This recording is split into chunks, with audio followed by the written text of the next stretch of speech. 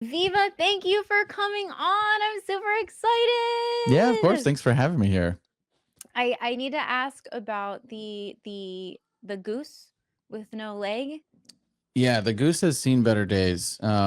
This one's been repaired. You So repaired it with what, yeah, super glue? yeah, super glue and surgery.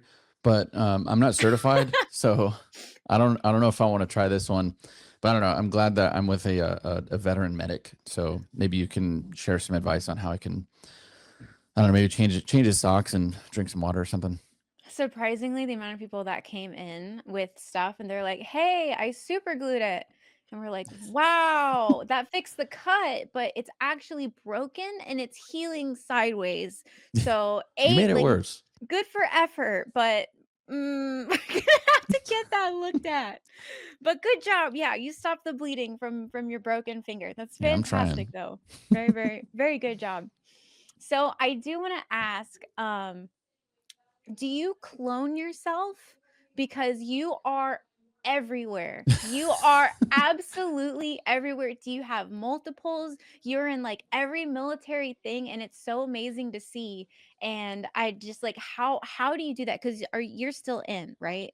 Yeah, I'm still active, and I wish I could clone myself. Honestly, I'm probably I should probably slow down. I feel like I'm just wearing myself way the heck down, but yeah, I'm still active. Been in 12 and a half years, and I don't plan on doing 20 years, and that's okay if you want to do 20 years, but that's not for me personally. So will be coming to an end, at some point. I just don't know exactly when. Gotcha, gotcha. And how is so you've been in 12 Mhm. and you started making content how long ago? Um, I started making full-time content probably about a year ago or so. Mhm. And, I was only making it for like, I'm an MRT in my unit, so a master resiliency trainer. Mhm. Technically that's gone. The army was like, no more resiliency, quit it.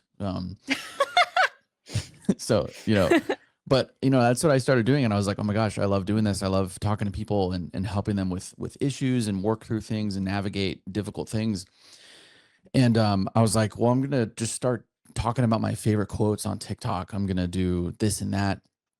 And it really wasn't like hitting, like nothing was really happening, which I didn't think it was. That wasn't my goal to Mhm. kind of like blow up and reach a ton of people. But once I did like a silly military skit, that's when people were like, oh, that's hilarious. And then they started watching it. And I was like, oh, I could do this more. Like I can do there's more of those silly stories and stuff. So I started doing that, and I figured out a way to one build a business, but two help soldiers and their families and veterans like along the way. So You have a business. yeah, yeah. So it's so aside from social media, like social media has turned into a consulting business. So I consult for like Army Emergency Relief. Like I have their mug back there, and I work for the Veterans Lending Group, and Really? and I do stuff with like Ford Motor Company, Team Rubicon, Student Veterans of America, which are nonprofits.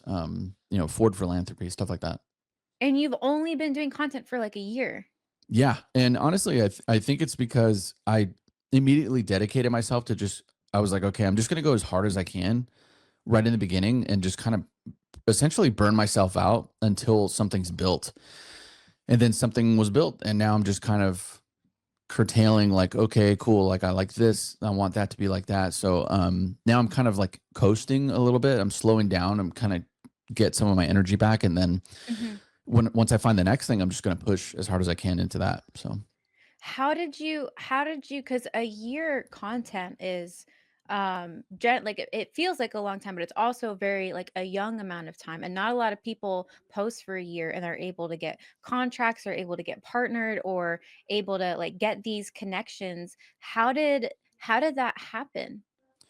honestly, I think it's because I'm quote unquote brand friendly, You and are very brand friendly. You yeah, are like very brand friendly. yeah, I don't cuss. I don't talk about like inappropriate things on the internet and stuff like that. So it's really easy for a brand like the Army Emergency Relief to say, hey, like, can we pull you out to this event? Can you make some Mhm. videos? Like I'm running the 10 miler for them in October in DC. So I'm like training for that. And Wow. I'm like not fresh off, but I came off my second back surgery. So I'm kind of, and that's how we connected was I was like, I'm going to reach out to, I'm going to tag her in a video, and I think that was our first interaction. And that video made me laugh so hard because you cropped your, like, little head Yeah. and you had it over the X-ray and you were taking I your was like, head as, like, the mouse, and I was like, "Oh, he's, like, getting all of the parts," and he's like, "Oh, yeah, this happened, this happened." I was like, this is, like, really cute and really funny," and it was, like, hitting onto the medical side, which obviously I have a sweet spot for, yeah, and I think you're right, that is exactly when we started, like, kind of, like, talking and, like, connecting and stuff, yeah. So that was a which good is time. yeah, that was a yeah, I totally forgot about that. That was great. It feels like we've known each other longer, I'm not gonna lie. Well, I tell people that all the time, like, especially civilians, like, my buddy Joe Mandrella from TikTok. Oh, Mhm. you've met Joe, or at least been on a phone call with him. Yes, yes. Um, I try to explain to him and some other folks, like, in the military, we get to know each other extremely fast, and we become best friends so quickly because we don't know how much time you have with these people. Yeah. Especially if you get to a new duty station and then you PCS, you might meet like the best friend that you've ever had in your life, and Mhm. it turns out he or she's gonna PCS in like 9 months. Yeah, So or deploy or deploy, yeah, or or just yeah, get out. yep, yeah. There's a huge amount of, like, unknowns when it comes to that, when it comes to, like, the military and then you're meeting people. It also I don't know what it is, but I think sometimes like having like a mission you have to do together and you have to work together and you have to like make something work even with someone like you just met but you're able to get it done also Mhm. builds like a type of like battle buddy kind of bond. Yeah, no, for sure. Trauma bonding is one thing. It definitely the, happens, but the trauma bonding is so real. it It's really is. so It's so it forms some of the best relationships. I know. Do you see a difference in yourself before you joined the military versus like who you are now after joining the military? I definitely do. I was kind of like unguided before the military. Hmm.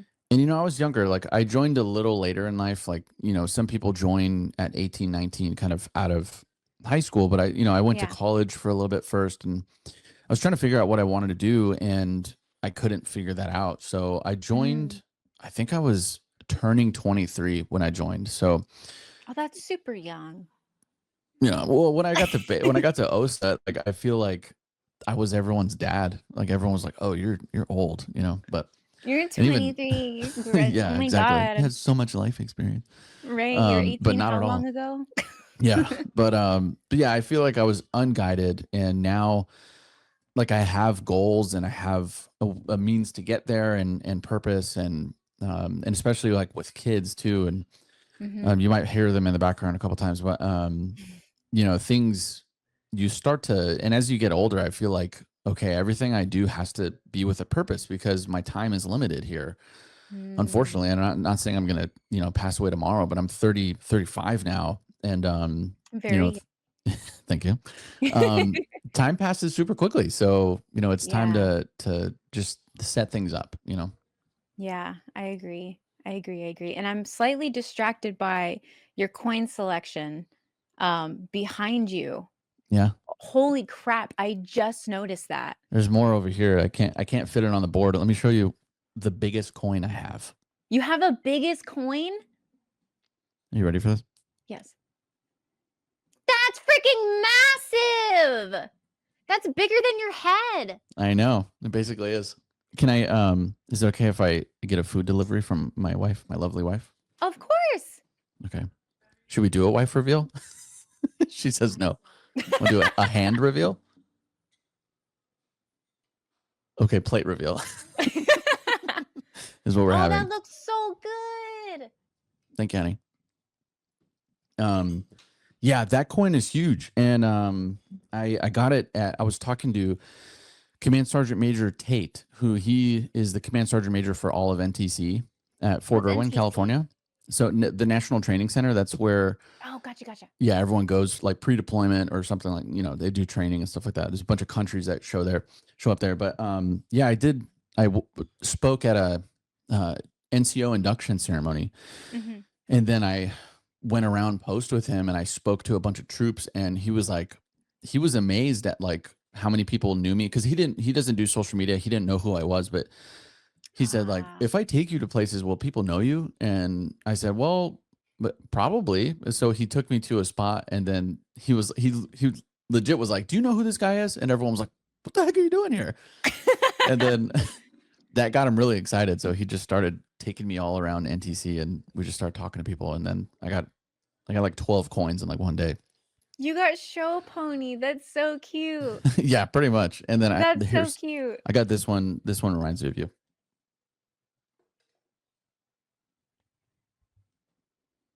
Hey, Chair let's go. What's chair that in the force. middle? Oh It's a my God, is chair. that a goddamn chair? Get that out of here. Who made that? Was it better? Was it something from my branch? Oh my God. Somebody named Sven made it, and then Toasty gave it to me. Toasty. So yeah, So that one's for you. I love that. I love that. It seems like, and not everybody has this experience where they're kind of like adored by, it seems like the Army does adore you. It seems like you have their support, you have your like their support in like social media, with like doing stuff, being able to speak out about the military, and going all these different places. Not everybody gets or has that experience though, just based off of maybe their content or how it's perceived. Are you a psyop? Essentially, yeah, now I am kind of like, it's weird because like I tell people, and I got this from Austin. He told me this, Austin von Leichman, Mandatory Fun Day. He was like, just be nice to everyone you meet because you don't know how they can help you or how they can hurt you. So I Mm. just try to just be nice. And I mean, that's who I am naturally too. Like, I don't want enemies. Like, I have quote unquote like haters out there. And I feel like some of them just don't understand me or they've never met me. So their automatic response is to just like hate you and whatever. I get it. But yeah, I just try to be nice to everyone I meet and network with as many people as I can. And now the Army is kind of using my platform and trading me. They're like, "Hey, will you go TDY? If you will trade you some TDY and some plane trips if you could just go help with this event or spread messaging." And I Wow. have the full availability, the full capability to say no. So I've said no to several things of like, "Will you talk about this?" I'm like, "No, that's not natural for my platforms." So I won't talk about that. And they're like, "Yeah, that's fine. Too easy." And then they kind of move on, Good call. but yeah, I try not to make any enemies out of anybody, including the military. Like, it's such a good tool to meet people and get places and set the next thing up. So that's kind of what I'm using it for right now. That's awesome. That's freaking badass. I'm not gonna lie. Do you have You have any to blur advice? this. What? Oh, because it's a sausage. It's a dang sausage that was brought to you by a lovely lady on a fantastic plate. My goodness. Do you have any advice? Because the Army's different from the Air Force. Every branch is like different. And I was recently talking to the man Breck recently, and he was Oh in the yeah, Army. love that guy. Yeah, yeah, he's very good people. He was in the Army. He made content. It didn't go well. Right? Yeah. Um, so obviously there's different ways that things can go. Do you have any advice for somebody that is in the military, in the Army, that wants to get into content? Yes, I do. Several things. One, it depends. Like, if you want to make this turn it into a business, I tell Mhm. people I've been approached by like generals and colonels that say like, how do you feel about your soldiers like doing social media and making money off of it? And I asked them, I'm like, sir or ma'am, what's different from that and a soldier doing DoorDash on the weekends to make extra cash? Mhm. Literally nothing. It's a 1099. They're just Mhm. contracting. They're contractors. And they're like, oh, okay. And then they walk away. But that's how all of them sound to me. Yeah. Um, and then, but yeah, so my advice would be if you want to turn it into, if you just want to like have fun, then just have fun. Like, do something to make your content for the audience that you want, not the audience that you have, because eventually those people will weed themselves out and the Mhm. haters will go away and stuff like that. And then if you're passionate about what you're doing, it makes it more fun, it makes it more natural and just easier Mhm. to edit and easier to generate ideas and stuff like that. But if you want to make it a business, and you're in the Army or in the military Mhm. in general, I have a UCMJ lawyer and I have a civilian lawyer. So the UCMJ lawyer handles, stuff that commanders are trying to get me on. And I can give you a couple examples since it's over. I can talk about it. Oh, And then I have wow. a civilian lawyer to handle companies that come after me for saying certain things. So, You've um, had both of those happen? yeah, multiple times. And like, I feel like I'm a nice guy, but I Your talk stuff about, is so clean. I think it's because I talk about things that people don't want to talk about on the internet, like certain leaders. So I did, so the first private company to come after me was, they're called Omni Loans. And I don't know if Okay. you had an Omni near any Air Force base, but there's also like Pioneer Loans. They're military payday lending companies. Okay. And they quote unquote prey on service members when they're desperate, and they offer at the legal limit of like 39%. Like, don't quote me on this, but the legal like federal limit on those types of loans is somewhere in like the 30 to 40% range, somewhere in there. Mhm. And this company that I was talking about, Omni Loans, they multiple times have been sued because they exceeded that. They broke the law, and I Mhm. spoke about it, and they immediately sent me a cease and desist letter. And I didn't have any lawyers at that time. And I was like, oh my gosh, my life is over. What do I do? And then I reached out to the civilian lawyer that some of the content creators in my friend group like that they use, Mhm. and his name's Ray. And Ray was like, oh yeah, they can't do anything to you. Like what you said wasn't wrong. They just didn't like it. And I was like, oh, okay. So he got rid of that, and they were trying to sue me and all that stuff. So that was scary because it's like a multi-billion-dollar company. How Um, long were you in content when that happened? maybe like 3 months. Like it was pretty quick. It was pretty, it was one of my top 5 videos, top 5 list videos. I was like, top 5 things to stay away from near any military base. And number one was I said Omni Financial. What I should have said in hindsight was military lending companies. But what I Mhm. did say was the actual business name. And they didn't like that because they got called out. Um, Interesting. so understandable. Like I get it. And I would, if I did that again, it'd be a little different. But yeah, I did that. And then a couple 3 and 4 star generals have reached out and had me stand on certain carpets, like the who is it, Lieutenant General Donahue and Command Sergeant Major Barker, who used to command and Command Sergeant Major of the 18th Airborne Corps over there. They didn't like, I did some video about Fort Liberty at the time. They had a trash contractor that like quit, and there was trash like in the hospital parking lots and the barracks parking lots. So I did a video on it, and they called me in. They're like, hey, we don't like that. Take it down. And I was like, no, I'm not doing that because I didn't violate UCMJ. I didn't break the law.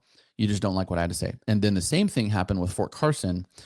Their PAO reached out to our PAO because I did a video on the Fort Carson running out of food in the DFACs, which was a huge issue. There were so many soldiers that were affected by that.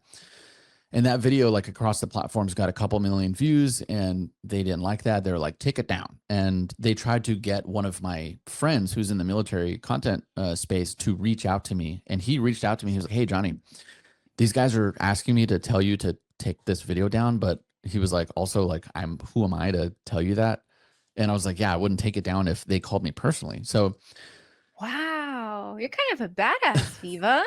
I didn't Holy know that crap. I was like drumming up all this drama. And like that long story to say this, you don't always have to say yes. Like you have rights. As people might believe, like, oh, you're in the military, you're stripped of all your rights. That's not true. And my 2 lawyers will agree that your rights are just a little skewed, they're a little different, but you still Yeah. have rights nonetheless. You're still an American in this country. So it'd be silly to think that you don't have any rights whatsoever. So yeah, I would just say like get a lawyer, or at least know a lawyer that specializes in those types of things.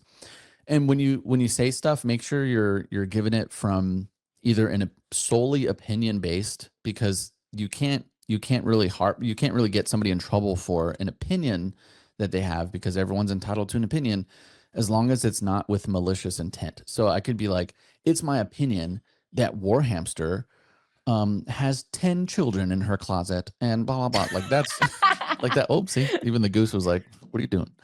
Um, like that's malicious. Like you can't do that. But if I were to say like, it's my opinion that Omni Financial preys on soldiers when they're desperate and then they get these loans and then they screw them over with high rates. Like that's my opinion, and that's all honest. That's also partially true. So yeah, just be careful. Like words have meanings. Know a lawyer and just try not to cuss. Try not to like use derogatory things and like don't twerk on camera if you don't have to. I mean, I'll do Yeah. anything for like $20 these days. So I'm just saying. Viva! Oh my God, perfect timing. I know. Sorry for my long ramble. No, I actually have a question though. You were in a mindset and in a space where you felt like you could say no and maybe had like the bravery to do so. If you were, let's say 10 years ago, you're making content, you're like 5 years in, 4 years in, you're younger.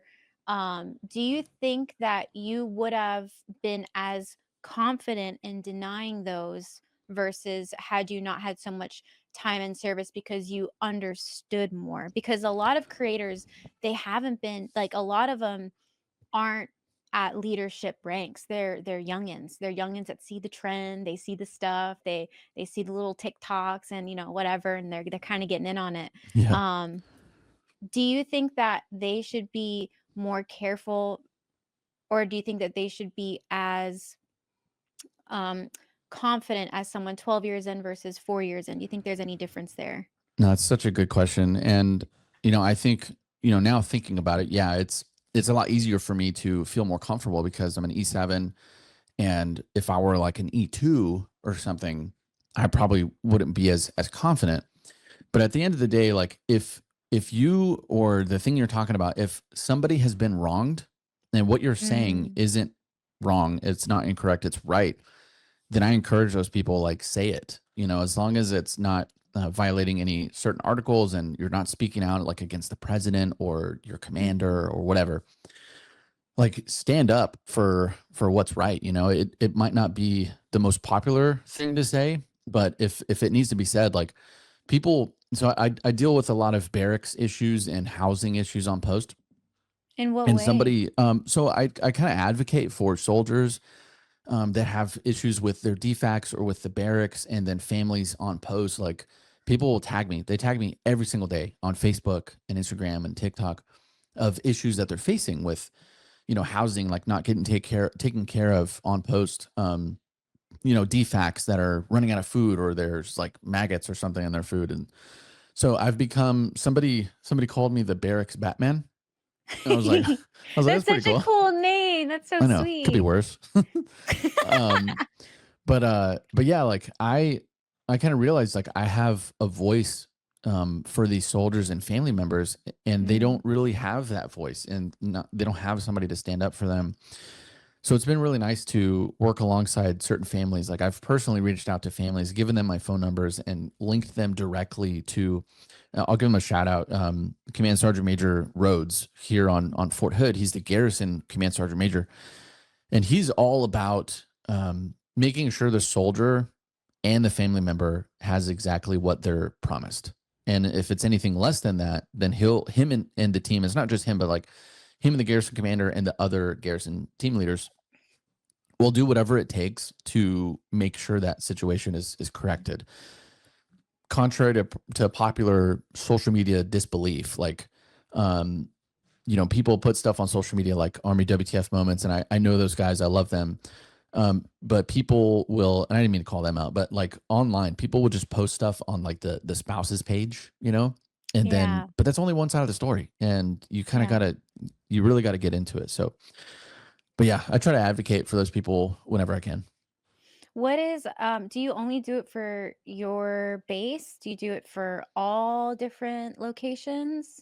Yeah, I do it everywhere. I've done videos and spoken to people in Guam, in Japan, in Korea, in Germany, all across the United States. I've spoken to soldiers and families that are stationed and rotated in, in the Middle East and stuff like that. So it really, there's no like limit to where, I've spoken to people, and everyone has an issue, whether that's with their bed or with the temperature or with water or with food quality, stuff like that. I've been able to talk to a ton of those people and then link them in with the proper kind of avenues of Mhm. to kind of alleviate their issues. Is there like a way, like if someone wanted to kind of reach out and get in contact with you or to tag you in something, in my mind, I think the best way to do it is provide like a video or a photo and then tag. Do you do like DMs, or is tagging like the best way to do it? Is it easier on TikTok versus Facebook? If someone wanted to get your help on something, what's like, if you could polish it perfectly so that you're able to actually get the message along versus like a message and you don't have any photo proof, it might Yeah. be, you know what I mean? Like, what's the best way to package that to I make guess a it change? I guess it really depends on the platform because like for example, TikTok has a in their your it'll say mentions and you can click Mhm. on that and it'll tell you where you've been mentioned. But Facebook makes that a lot harder. Instagram still pretty good, pretty easy. YouTube is kind of weird, but I also have my personal my business email on my Mhm. TikTok, which is Viva Vargas Connect at gmail.com. Mhm. So people will reach out to me about like, hey, are you tracking this story, or I need help with this. So I try to go through that as quickly as I can. I do, like, I have, I'm in the army. I work for a mortgage company.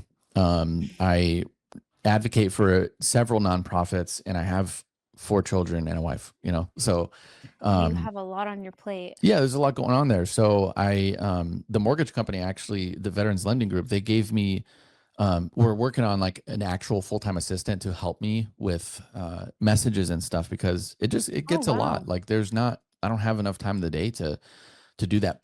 Plus post content. Like I try to do at least 2 videos a day. So, you know, 2 videos a day is ambitious. yeah.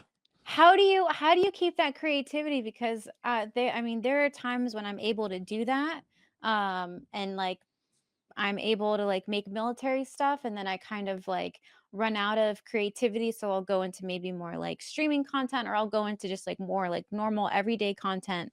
How do you keep the freaking cogs going? How do you do that? Is it just sitting yourself down, finding something, and then just, is it an 8-second video, a 60-second video? Like, how do you do it? Cuz it's always fun. It's always like hard and it's always funny.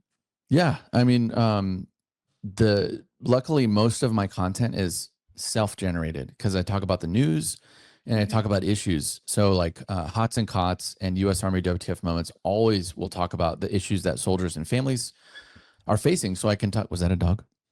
No, Oh, that was my microphone. I I was like, like, show me the dog. show me Where's the pupper? a Show it to me. dog. Sorry. I got distracted. I was like, squirrel. That was so good. I would Uh, do the same thing. I'd be like, "Show me the fluffy right now. I Where is know. it?" I can't even remember. Oh yeah, yeah. So most of my stuff is like self-generated. It's military news, it's stuff like that. Mhm. And then the things that I try to do that are silly, like some of the skits and stuff, whenever I'll be like driving, I'll be just driving somewhere randomly, and then like something will hit. I'm like, all right, I'm putting that down right now. And I just write it down immediately. After And you stop your car, of course. yeah, yeah, of course. That's exactly right. I'm glad You you know, brought that up. yes, you park and then you let it simmer and then you pull Yeah. over and you I wherever park you're and I going. actually put on an extra seatbelt just in case. I put on 2 seatbelts. I put in a mouth guard just in case I get hit, and then I put on gloves and a helmet, and then I write the idea down. The damn helmet, I swear to God. Oh, that's great. So you But yeah. you so you come up with it in your head. For me, when I do it, when I'm on TikTok, it's like sounds. When I hear a certain sound, I Mm, can see like a video, but I have very like it's very difficult for me, and I would say a lot of people, to just boop in the head. yeah. That's very impressive. Yeah. It's tough. And also anybody could practice this. Like this is just it's like a mental exercise. So I will get a random word generator and I'll just hit generate, and then it'll be like Oh. popcorn. I'm like, okay, how can I make that a funny thing or a skit out of a soldier, like a character named Johnson.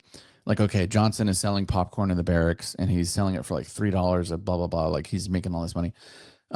So I'll just keep hitting generate and I'll think of all these dumb ideas. And if one of them actually clicks or I like it, then I'll write that down after I park, put the helmet on, put the mouth guard in, put the seatbelt on. Yeah. That's brilliant. That's brilliant. Have you noticed, like when you started, did you always post like 2 reels a day, or is that something you like have found is better for like growth, or like what would you say? Because it seems like you've definitely found I your way of did doing it. I did 3 videos a day for 365 days in a row on all the platforms. So the same video, but I just posted it everywhere. So 3 videos a day, one in the morning, afternoon, evening.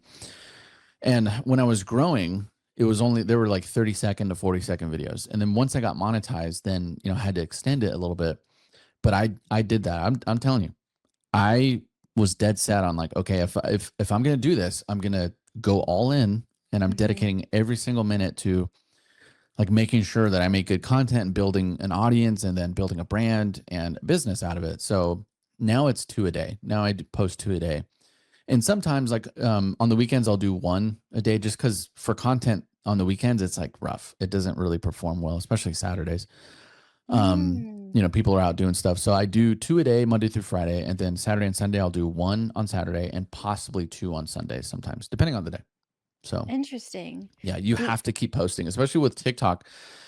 Oh, their TikTok is algorithm is so cutthroat. I know it's rough, and Ah. it's AI driven. So TikTok runs off of AI. And for one thing, one of the things that makes AI work is data. So the more you post, the more you talk, the more you engage on the platform, the easier it is for the TikTok AI to figure out like, okay, we need to place Warhammy's freaking video here to these people because like she engaged with them and blah blah blah. So yeah, the more you post, the better. If you because I treat it like a relationship. Let's say you were dating a young man or a young woman, and you have to get to know this person, but you only date them once a week. So AKA only posted a video once a week, but you're only going on 1 date a week with this young man or young woman. Ah. Your relationship is not going to thrive. Probably not going to thrive, but Probably. but Most if likely. yeah, exactly. So, but just imagine if you dated this individual, a few times a week in the beginning, or like once a day, you sat down with this individual for at least 30 minutes, got to know them, and you learned about them, they learned about you. That relationship's Mhm. going to be a lot stronger. So that's how I Yeah. kind of treat social media. Like the more you treat it like a marriage, the better. But obviously don't neglect your own relationships and marriages. Like I had to kind of make business hours because Mhm. engaging in comments and the inbox, it was tough. And I'm sure you see it too, like with your comments in your inbox, like it's exhausting. Mhm. It's a lot. But just you saying that kind of I just, random question. Um, do you think just kind of where social media is now, and this is just a Viva question. Um, do you think that if you're on social media that you should do it in any way that isn't motivated to like treat it like a business? Like, cause I know back in the day when social media was creating, everybody had like a MySpace or, like whatever, or, and it's kind of like your personal thing. Do you think it's just better to, if you're starting, pick a why, pick a goal, and then just treat it like a business, especially for people like in the military? Because if you're treating it like a business, you're more likely to think, is this in the best interest if I post this versus this is how I feel for this minute, but after I finish crying, maybe I'll feel differently. Maybe you wouldn't want to post that. Yeah, I usually cry in the shower, but after that's done, So you can't tell the tears from the water. yeah, exactly. Um, I highly encourage anyone to, you don't always have to treat it like a business, but if it's something that you do and it's enjoyable, like do it, and do a lot of it, especially. Mhm. But then if for some reason people love watching it and they keep coming back and you start building followers and you're also having fun, like you could turn it into a business pretty easily. Um, so yeah, I would say, uh, Austin also told me this. He said, once you start treating yourself like a business and the content like a business, you will start making business decisions. And like you said earlier, you start making better decisions and kind of moves that benefit you and your future, and you start setting goals and stuff like that. So Yeah, I mean, it doesn't always have to be a business. You could just do it for fun. Like I know people out there that just every once in a while they're getting on TikTok or Facebook or whatever, and they're talking about their dog or they're talking about their they're painting their walls and stuff like that. So Mhm. but yeah, it's also it's so easy to get consumed in the social media. So I try not to consume a lot Mhm. and I just produce as much as I can. But it's stuck. I get stuck scrolling sometimes and I'm like, I have to like stop myself from, doing all Grab that your stuff. grab your watch tan and be like, "Stop it, Yeah. me. Stop it. It's Stop it. charging. Put it My down. watch. It's charging." Do you think do you think social media could be a military exit strategy or could be something that you can lean on in terms of like maybe getting out, or maybe a veteran can should look at maybe posting on social media as like a business thing, maybe they didn't have the best transition, but it's kind of something they've been interested in. What do you Yeah, think? of course. I mean, I think exit strategies are super important to have when you're transitioning. Some people don't know that they're about to transition, but they might go through an injury or something might happen and they're like, bam, now I got 6 months before my whole life is different. But Yeah, that's scary. yeah, and social media has been a big part of my exit strategy because like I said earlier, I'm not doing 20 years. Um, you people, I suggest this to everyone. If you can do it and you're successful at it, like do it because Hmm. in less than a year, I hit that mark of like, okay, I'm making more on social media than I am from the army. And the army Wow. pays a 12-year E7 pretty well. But if you kind of, throw that drive in there of like, okay, I'm going to build this into something cool, Hmm. you'll do that. So now social media is my exit strategy. Like I make more on social media than I do from the military. It's open doors. Like I have professional working relationships with TikTok and NASCAR, emergency Army Emergency Relief, Sig Sauer, and Ford. Like Ford is sending me an expedition. How Um, do you do that? it's How talk. do I just you talk do to people. that? Who the hell are you talking to? God damn. Jesus. Who's under your bed listening? I How don't do you know. get how? I don't know. My knee pads are pretty scuffed up though. I'm just kidding. I'm just kidding. You can clip that. Clip it. Go ahead, Oh my god. I don't know. It's I try to make a friend out of everyone. Like, how can I benefit off of them? How can they benefit off of me? Like, how can we make this work? You know what I mean? You're very charming. I'll give you that. You are very, Thank you. very easy to talk to. You're very friendly and you're funny. My mom did that. Your mom made you funny? Yeah. Well, I don't know. She made me like enjoyable, like when I was like, I think I was like 8 years old, she was like, Johnny, I'm going to teach you how to shake a hand. And she taught me how to shake people's hands and I'm going to show you how to knock on a door like correctly. And like, she did all these things. And, Like social um, etiquette, social, yeah, like being able to yeah. be social and be Exactly. likable. And she helped me start my first business when I was like, I think I was like 9 years old. And I went around the neighborhood and I had like a service, like, I would take their trash cans out on trash day or the night before for X amount of dollars a week. And I would Yeah. also wash their cars. I would watch their homes. I would wash their dogs, mow their lawns. Like I would take care of everything around their house. And she made me business cards. I had my own telephone line like attached to our house back when like, people Stop. had landlines. What a good mom. Oh my Yeah. god. Yeah. So yeah, she really kind of instilled that in me. And she's been a saleswoman by trade like her whole working life. And um, so that kind of instilled in me like, okay, this isn't it. So what's the next thing type of mentality. So Ah. I'm always kind of trying to work towards that next thing. And my wife said it the other day. I can't remember exactly what she said, but she was like, I know, she was like, I always know you're always working on something, like something is Mhm. happening. I'm never just kind of sitting here. So yeah, that's kind of what I try to think about, the next thing. What would be your dream thing? Like if you could say it right now and then it like happens, whether it's like your 10-year goal or whatever, but for like yourself, like success wise, what would be your like, I've, because you've already made it. And I hope you feel like that. Like you definitely feel, I hope you feel like where I'm at is very like successful, very impressive. Like that's very good, it's very positive. And I know it's always going to be like, what's next? What's next? What's next? which I think also works very well if you're in the military, because there's always something else to do, especially when you get out. Like personally, that feeling is always there. Like, what do I have to do like Yeah. today, kind of thing. But if you could just have it perfect, Viva's dream, what would that be? What would that look like? I just want some koalas. No, I'm just kidding. God damn it. I know. Sorry. You set up such a nice question and I ruined it. Yeah. No, you didn't ruin nothing.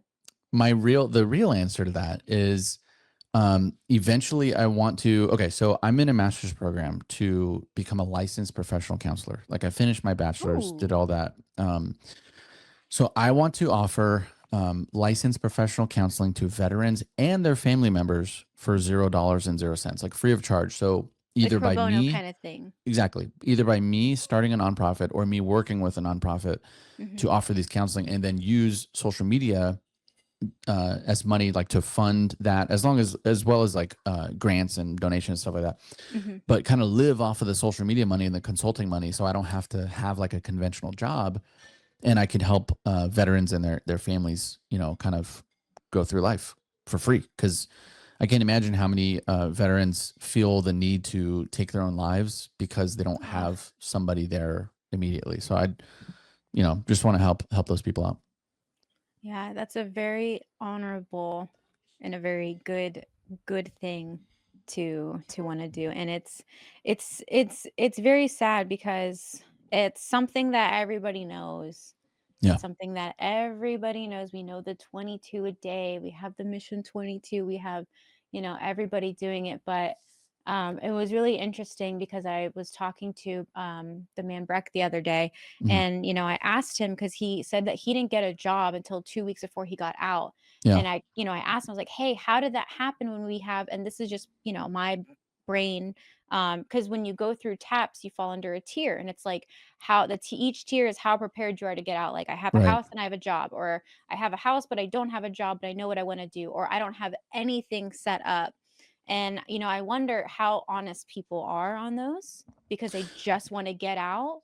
And if because there's not really a safety net once you're out, like not Right. really. So to have something like that where someone can like reach out, can ask for help, and I'm assuming you'd have like connections to different resources or programs that would be able to assist and whatnot.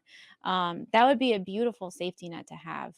Yeah, for sure. I mean, I feel like, and I can only speak like for men, but I feel like men in general, but then also everyone in general, like service members getting out. You There's a can sense speak of solely like, on men, yeah, totally. I feel like at least for men, there's a sense of like pride and not wanting to admit that you might need some help.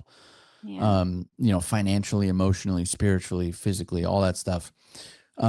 So yeah, I mean, I wouldn't be surprised if some men out there, and I'm sure women as well, like weren't as honest. And I'm not trying to blame them, but maybe they're not taking advantage of the TAPS program, or Hmm. the SFL TAP, whatever service you're in, um, properly or to its full extent, because you don't want to admit, or you heard so many things like, oh, it's trash, it's lame, I'm just going to breeze through it, like whatever, I just want to be done. Or I'll And some of the figure it programs, out, like what's exactly, the yeah, worst that can happen? yeah, like that military mentality of it'll buff out. I mean, it usually does buff out, Yeah. but when you have a family to consider, or a future, you're a young service member that's Yeah. getting out, like you have the rest of your life. And I don't know, we just need to knock on every door. And it's really hard for me to say no to a lot of things. I typically I say yes automatically, and then I'll ask myself like, okay, why should I say no though? Like, I'm trying to Hmm. convince myself like, is this a good thing or is this a bad thing? So yeah, I just try to take every opportunity I can. I love that, Viva. You're such a good guy. You're such a good girl. Oh my God, thank you. Speaking on kind of what you're saying about those that have like families and stuff, and they kind of need to think about it. Um, Kind of like a side topic, but families like quitting the military. Mm, yeah. I feel that you know every branch of service has their own retention issue, like soldiers, airmen, marines, sailors not wanting to do more than 3 or 4 years, not wanting to re-enlist. But I feel like the services should do a better job, or they can do a better job of taking care of families In what because way? like as far as resources offered, or like the housing, like to improve quality of life and housing and services for like children or for spouses and stuff like that. Because I feel like if your spouse quits, quote unquote, quits the military and says like, honey, I'm done, like I don't like this, the service Mhm, member more often than not is going to say like, all right, I'm out, I'm just gonna do something else. mhm, So I feel like the services can fix or improve their retention issues if they just take care of the families as well, not just the service member. And I know they have to look out for themselves too. mhm. That like the Army, the Marine Corps, Air Force, Navy, Space Force, I guess, too, include them. Not the Coast Guard though. Sorry, Coasties. This barely counts. They're like 6 years old. Yeah, I know it's crazy. Yeah, But yeah, I feel like there's a lot of families that quit on the military because they don't feel heard or seen or helped or anything like that. So like me, that's why I'm not doing 20 years. My family doesn't resent the Army, but I can see the impact the Army has had on their lives and how um it wasn't the best situation the last 12 and a half years. And, they kind of quit the Army. So before my family quit me, I was like, okay, I'm going to quit the Army and I'm going to set right. up. Then that's when my exit strategy kind of came into play. And I went back to college and I did this, and then social media happened. So, yeah, I feel like, families they're a big part of like how to keep the service member in, is like, are they taking care of my family? No, I'm out. But if it's yes, then like, oh, okay, cool. This is working for me and my family. Like, let's keep doing this. Let's re-enlist. If someone could wave like a magic wand and let's just say either from your personal experience or from just your, general knowledge from talking to other people, what top 3 things do you think could be fixed or focused on for the families that would put them in a place where they're like, "Yes, I want my spouse to keep continuing," because selling a deployment or having a baby by yourself while your spouse is gone or they get back maybe just in time for the delivery and like just even things like that CDC can be Yeah. difficult. If you could top 3, top 5, if the military could look in on it, what would help, do you think? Yeah. In no particular order, I think some of those things would be to deprivatize military housing. And What do you mean by that? there's companies, at least in the Army, that they come in and like they build the homes, they manage it, they do the maintenance and stuff like that. Mhm. So, but then the Army has to, like, for example, Fort Hood here. It used to be cavalry homes or whatever, and now they sold, and now so there's basically a company that owns the homes on Fort Hood. Mhm. And if there's an issue, the service member, so this is the service member, this is the housing because it's broken. The service member has to go directly to the housing off, or the private company that owns all the homes, and the Army is, gotta find something for the Army. The Army is my son's championship World Series baseball ring.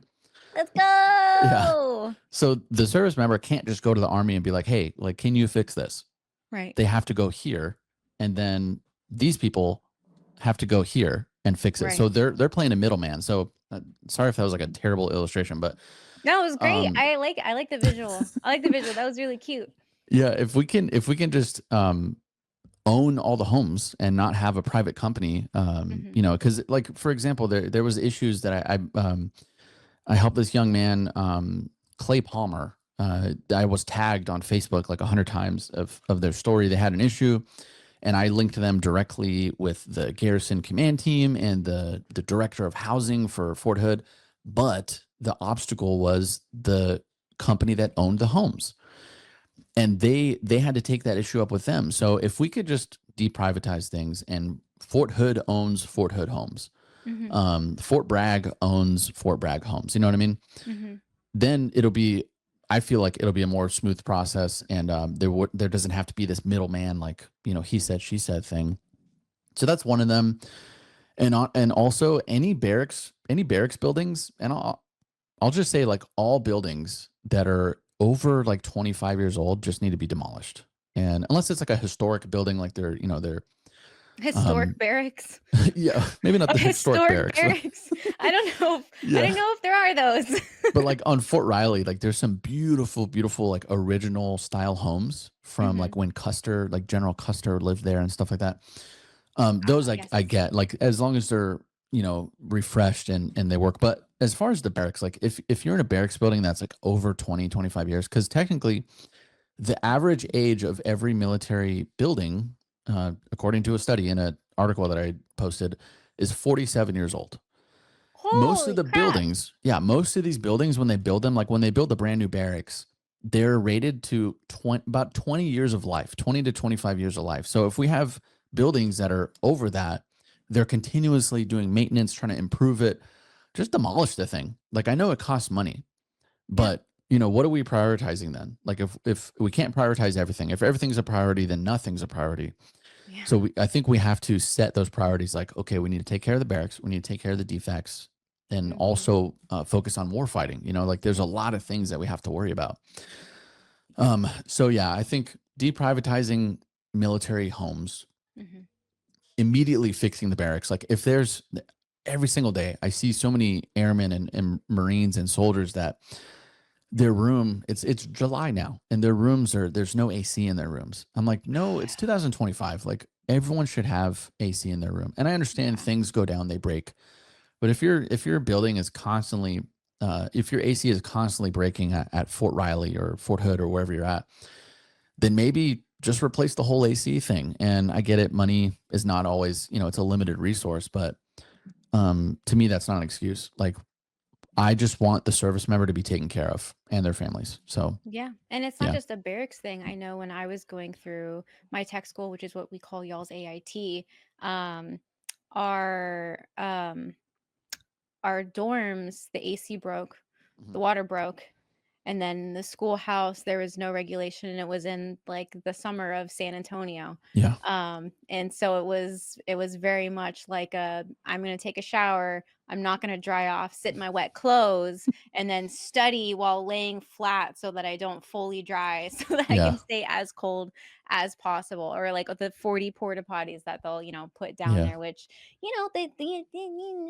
happens, whatever. You know? But it's not just like the barracks, which is very unfortunate. Because what the heck's going on? Who's doing the damn plumbing? Yeah, I Who's know. fixing the AC? Yeah, and I feel like there's the services, especially the army, like we have plumbers as an MOS. We have Yeah. electricians. We have Yep. constructural like engineers and we have all these things. So why are we using, and no shade on the contractors, but like we have so many resources that we could use in house. But I feel like the military spends a lot of money on the outside, like with contracts, like, hey, like we're just gonna shove $200 million down this company's throat, and they're gonna like service us whenever they want, type of thing. And So yeah, yeah. I agree. I think private contractors too, once you kind of get a military contract or you contract with the military, it's very hard to dissolve that. And Mhm. even if you're underperforming, it's very hard to even say like, "Hey, we're gonna take X amount of money back because you only finished half the job, or you didn't do anything at all." It's something in the contracting where it's just so much work to either cancel, change, or like say like just change anything. And I'm not sure why that is. I don't think it's in any like malicious way. Yeah. Something I don't understand, but I do know that um the private companies just need to do better. They need to actually like care and not take advantage of a guaranteed contract and just really put in their effort. And it just kind of like, I feel like falls down on the civilian side as well. Yeah. No, I agree. There's a lot, and there's so many things that I would do to try to fix the military, like immediately, but obviously we can't do all of them. But yeah, I would just want to focus on like housing, the barracks, Hmm. the DFACs, especially for the soldiers, and then services for the families. I have friends in Georgia at Fort Benning and all across different installations that have been on waiting lists for months and months and months for their children, like just to get care, like Medical eh, care or I'm sorry, like CDC? CDC, like childcare, Oh and gosh. there's spouses that can't work because their kids on a waiting list for 9 months or 6 months. Yeah. And then somebody PCSs with like a higher need, or the ranks are different, or their situations differ. So now they're bumped down in the list instead of elevated up. And I don't Yeah. know, the whole thing is just, I feel like it's flawed. It's not set up to let everyone win. It's a shame. It is a shame. It is a shame, and I feel like also the companies that surround the base too.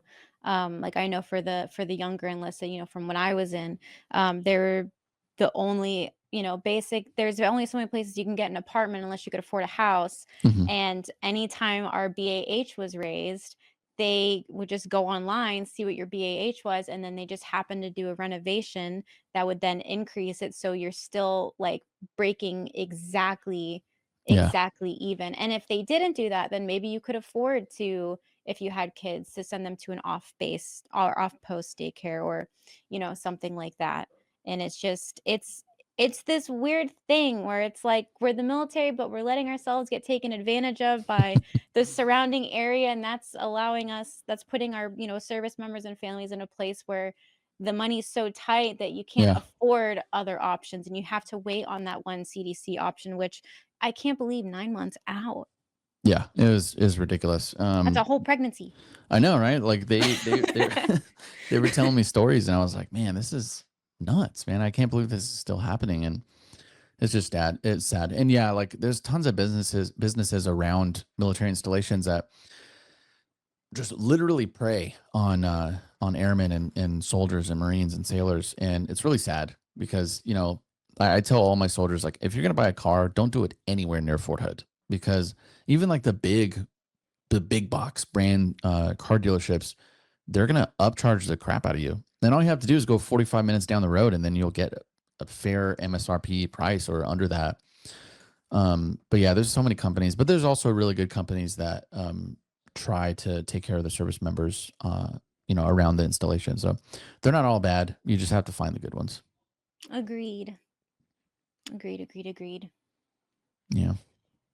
Is there um is there anything before we kind of like wrap things up that you would like to talk about, or anything, um any advice, any exciting projects you're working on? We already know your dream goal for the nonprofit. So anybody listening, Viva's very marketable, very fantastic, very sociable, and the army loves him. So you're making a good deal, a good bargain Thanks. there.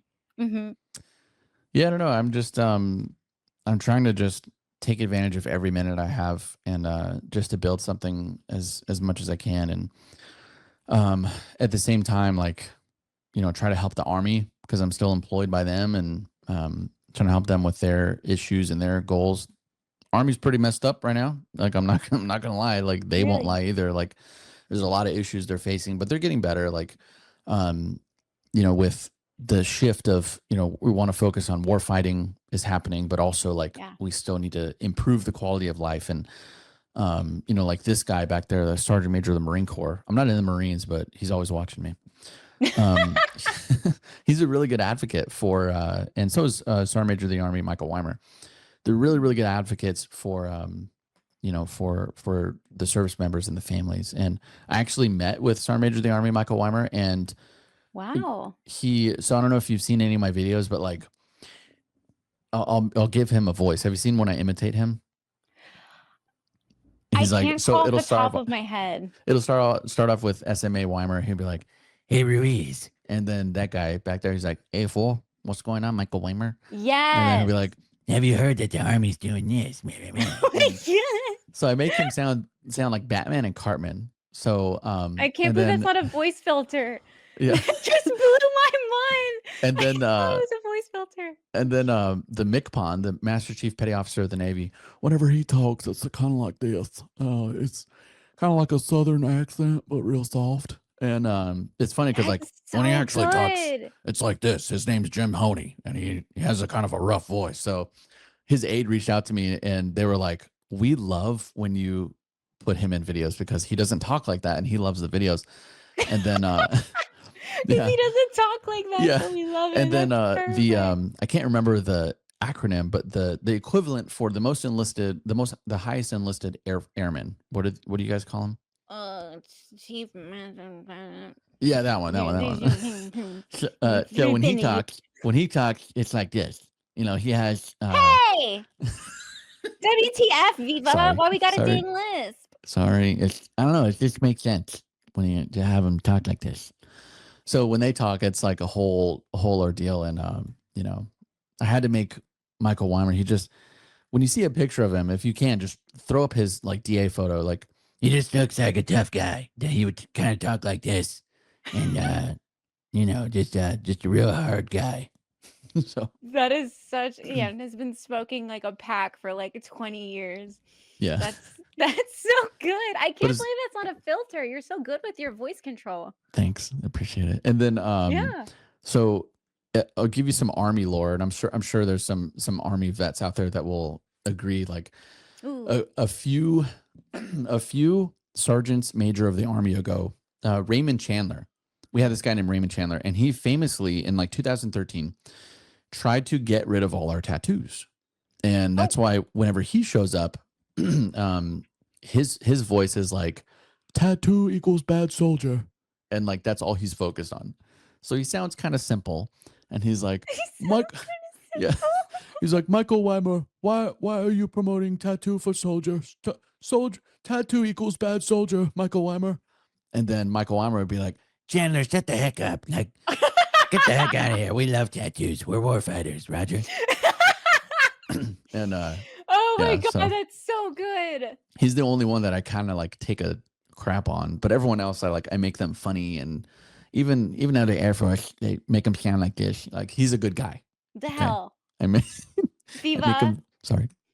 Sorry. I'll if give anybody I gets should a lisp, I should impersonate you next. good luck. Put you in there.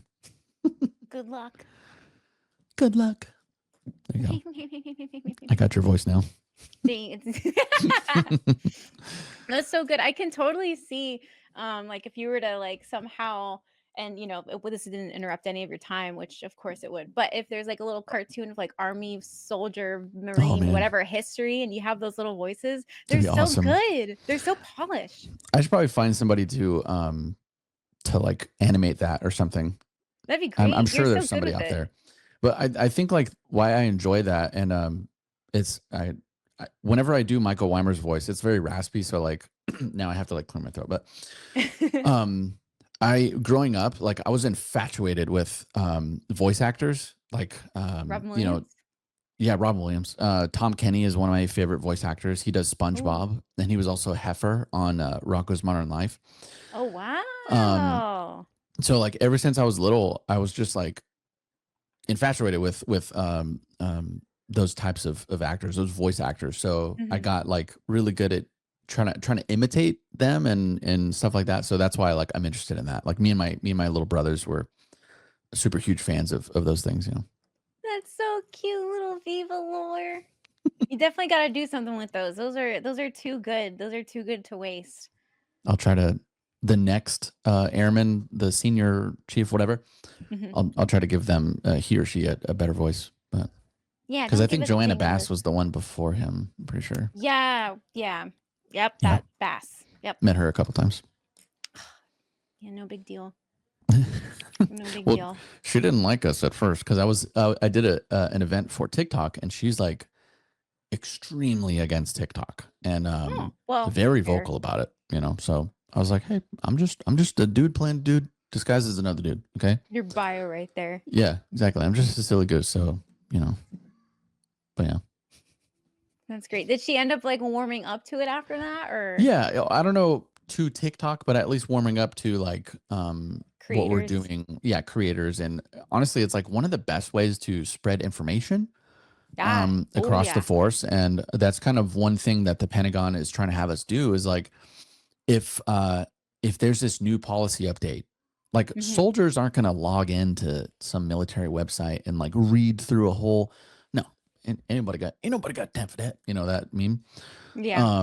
So that's why they're kind of like using us like, hey, if there's this new update to 670-1 about like nail polish or hair or something like, The fun stuff. Yeah, yeah, yeah, yeah. like why don't we give that information to you guys ahead of time? You can make content and then like publish it when we publish it and like break the news together and like, Get out of town. yeah. That's so cool. And I work with a couple of news um companies that I won't mention, but a couple of them do the same thing. They're like, hey, we'll feed you this information, put you under embargo, and then because I do a lot of news content, and then I break the story with them. So they have the published article version, and then I have the video version, like right away. Wow.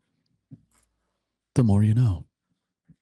How do you do it all? I am so impressed. I'm not doing enough. I don't know. I asked holy a crap. content creator, I won't say their name, but I was like, how do you do this in the Army and then do this on social media? Like, what do you do? And they're like, Johnny, I do one really, really poorly and one really, really well. I was like, okay, makes sense. Do you have any voices? If you were to be a voice actress, like how would you, I what voice do. would you give this goose? I do, but I'm too embarrassed to do it in front of people. It's one of those like if I turn off my camera, I'll do Okay, it. just just face the other way, and then I'll put the goose No, right here. I am Was too was he saying? scared. I'm on the spot. I don't know. Okay, What I'd be okay if I were, let's say, if it was a girl goose, I would be like, excuse me, my legs hurt. my leg hurts. I have an owie. Can you please help? I don't know. Oh my god. I'm not good at girl voices. That's fair. It's hard. Yeah. Yeah. Yeah, you just got to put yourself out there, Hammy. I'll try. Do the embarrassing hard stuff. That's how you get there. Yeah. Oh boy. We'll have a voice acting class next. Perfect. Episode 2. Perfect. Oh my Or god, Hammy. that was good. Honestly, it's probably the mic too. Like in Now a it's on world. the damn mic. I can't do that. Well, you got to get closer. You got to get close to the mic. I don't think there's a girl version of that. Try it. In a world. There you go. Nah, it's too You have to. masculine. So you have to add. In a world. You have to add like vocal rasp, like you know how the Kardashians talk. They're like, oh my gosh, I can do like a smoker. I can't do the Kardashian. What What's are your they smoker? selling? They're selling chocolate, ma. They're selling chocolate. See, Hey, nothing I Ma, have get is in like- here. They're selling chocolate. Me and Warham, you're gonna buy some chocolate, Ma. Oh my god, that was like so good. That was fantastic. That's a good accent. See? Yeah. Can you do a Hispanic one? Say, hey, fool. ¿Qué onda, mi amigos? ¿Qué pasando? ¿Qué quieres? Where is the hey, how do I you got that sunscreen? The That's the amazing. Caucasians are looking. We need to do the sunscreen real quick. Real quick. We need to do it. Wow. That was incredible. Thank you. See, now we need to do a skit. Like, I'll be the Cholo and you'll be the Chola. Oh, dear. Hey, fool, we're going to be late to PT. You see? Man, we don't have to go to PT. They never look at us. We're too short. We can just hide in the back. Hey, did they give you a late call, fool? No. I don't even know what that is. See, you got this. You have a future. You have a future now in voice acting. Oh boy, let's go. Well, Viva, it's been it's been an absolute blast. Thank you very, very much for coming on. This will create your future dream of wanting to have your charity thingy that helps people, and I hope you are gonna make, well, I know you're gonna make a very good not chancellor, counselor. There we go. Yes, a very good counselor. Everything you've done is very, very impressive. And when it comes to other people that want to do Army military content, I think you are a fantastic role model. And I myself have been taking notes and will probably be asking you some things offline. Thank you. Because, yeah, very, very good to learn from. For anybody that wants to come find you, what social platforms do you have and the name? So when I'm on TikTok, it's Viva Vargas, and basically all the other platforms, same thing. Viva Vargas. Hold on, where's the sticker? I Have don't have you my seen sticker. South Park? Yeah, I love. Screw you guys. I'm going home. I love Yeah, South Park. your voice reminds me of one of the characters. Cartman. Hmm. But yeah, Viva La Vargas. On here's one. So that behind me, but then on this guy, if you at Viva La Vargas. If you find me in Oh, public, like I have these on me, I just give them to me, but I also sell them online. I'm making like shirts and mugs and silly goose types of things. But yeah, Viva La Vargas, YouTube, Instagram, Facebook, LinkedIn, TikTok, and a couple other places, probably MySpace too. I don't know, Live Journal. what the hell is that? See, I'm old. I know what the MySpace is. Live Journal was like MySpace before MySpace, Dang, or was it MySpace Facebook before before MySpace, really. Yeah, Oh. it's crazy stuff. I remember when Facebook came out, I wasn't allowed to have one. My mom was like, "No." All the grandparents were doing the farming game on that, though. Oh yeah, I know. Yeah, now their Farmville, whatever farms are that was. luscious. Yep. But yeah, you can find me there, and find me in person randomly. I'm always traveling somewhere, so. But it's been a pleasure, and I love talking to you whenever I get the chance. So hopefully we get to do this again, and I love that. Yeah, it was a ton I of love fun. that. Yes, thank you, Viva. So go ahead and follow Viva. He's freaking awesome, fantastic, and yeah, give a like and a subscribe. Was that the dog again? No, it's the freaking mic. You need a new stand. I'm gonna stand. All right, we need starting a GoFundMe for Warhamster. Send It's her a new freaking stand. fine. Just need some WD-40.